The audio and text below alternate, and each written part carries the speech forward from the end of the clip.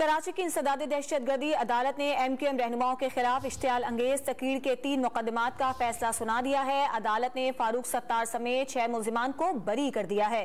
इस पर बात करेंगे डॉन न्यूज के नुमाइंदे शफी बलोच से। शफी, अदालत का तफसीली फैसला क्या है?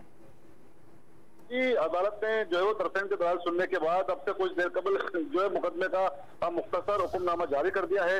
इसके मुताबिक अदालत ने इश्तियाल अंगेज तकरीर के 3 मुकदमात में जो है वो MQM के फारूक सत्तार समेत 3 रहनुमाओं को जो है वो इल्जाम से बरी कर दिया है। इस्तगासा की जानिब से जो है वो मुतहदा रहनुमाओं के खिलाफ इल्जाम साबित नहीं किए जा सके। मुल्जिमान के खिलाफ शहर के मुख्तलिफ थानों में जो है वो इश्तियाल अंगेज और रियासत मुखालिफ तकारीर करने का इल्जाम था और मुल्जिमान पर बानी MQM की जो इश्तियाल अंगेज तकरीर में सहूलतकारी का भी इल्जाम था, लेकिन इस्तगासा की जानिब से मुल्जिमान के खिलाफ जो है वो इल्जाम साबित नहीं किए जा सके, जिसकी बुनियाद पर अदालत ने मुतहदा रहनुमाओं को जो है वो इल्जाम से बरी कर दिया है। जी, बहुत शुक्रिया आपका शफी बलोच।